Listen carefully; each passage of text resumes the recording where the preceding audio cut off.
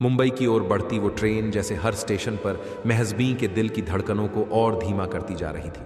शरीर थक चुका था, पर आंखें नींद से कोसों दूर। हर ठहराव, हर आवाज उसे याद दिला रही थी उन मासूम चेहरों की जो भूखे होंगे, डरे होंगे और शायद उसके लिए रो भी रहे होंगे। दूसरी तरफ साबिर जब नशे की हालत से बाहर आया तो घर में पसरा सन्नाटा उसकी बेचैनी बढ़ा गया। कमरे खाली थे, बिस्तर ठंडा था और महजबी कहीं नहीं थी। वो गुस्से में दहाड़ा, कहाँ गई ये औरत? बच्चों को भी छोड़ गई, सब मेरे खिलाफ हो गए हैं।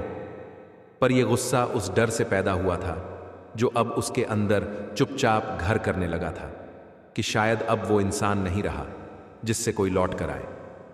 मुंबई स्टेशन। जब ट्रेन ने प्लेटफॉर्म पर ब्रेक लगाई, महजबी के पैरों में दम नहीं था। हाथों में पोटली, आंखों में नमी और दिल में टूटी उम्मीदें। उसने स्टेशन की सीढ़ियां ऐसे चढ़ी जैसे वो हर कदम अपने दर्द को पीछे छोड़ रही हो। लेकिन हर मोड़ पर, हर कोने में उसे बस वही 3 नन्हे चेहरे नजर आते थे। वो सोचती रही, क्या मैं मां कहलाने लायक हूं?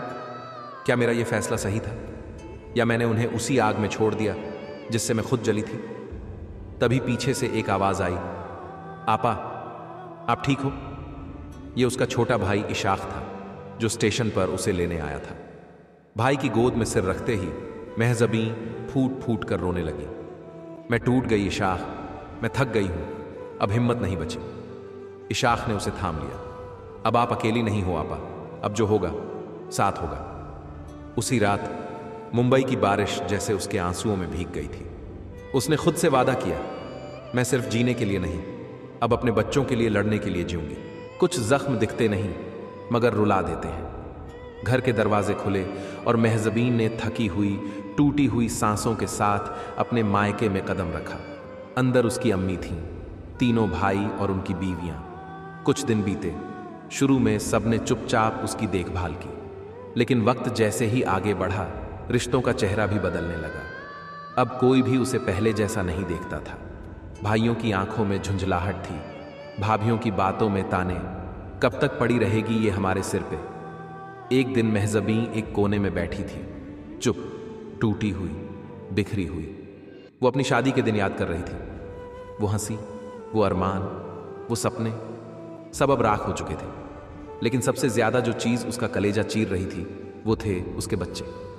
हर रात वो रोती थी, अपने बेटे शहबाज को याद करती, अपनी गुड़िया जैसी बेटियों को पुकारती, लेकिन आवाज सिर्फ दीवारों से टकरा कर लौट आती। 3 महीने बीत चुके थे, जख्म भर रहे थे, हड्डियां जुड़ रही थीं, पर दिल का दर्द वैसा ही था, या शायद और बढ़ गया था। दूसरी तरफ साबिर अपनी ही दुनिया में मस्त था। सबीर की दुनिया में अब भी वही अंधेरा था। दारू, गाली, बेपरवाही, पत्थर जैसा दिल और मासूम शहबाज। अब वो 4-5 महीने का हो गया था। माँ के दूध से महरूम, प्यार से कोसों दूर, उसकी मुस्कान में भी अब उदासी बस गई थी। लेकिन इस अंधेरे घर में एक छोटा सा उजाला अब भी हर दिन लड़ रहा था।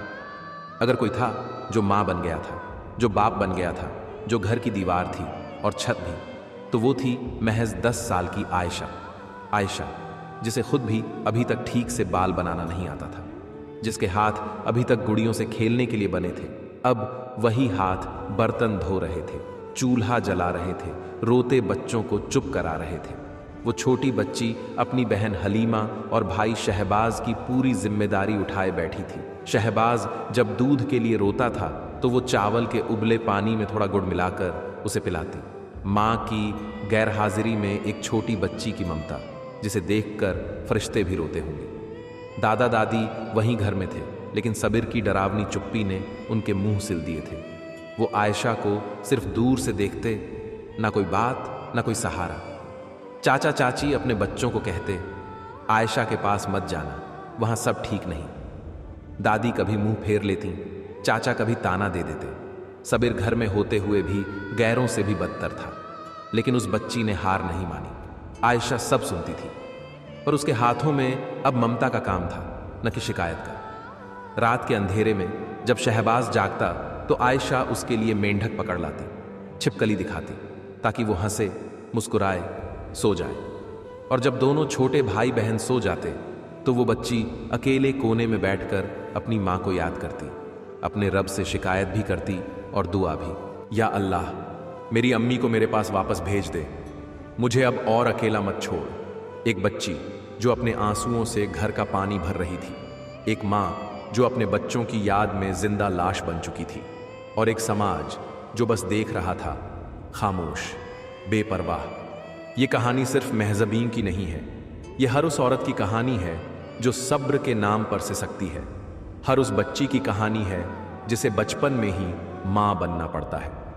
महजबीन की रूह आज भी अपने बच्चों की तलाश में है। आगे क्या हुआ जानेंगे अगले पार्ट में।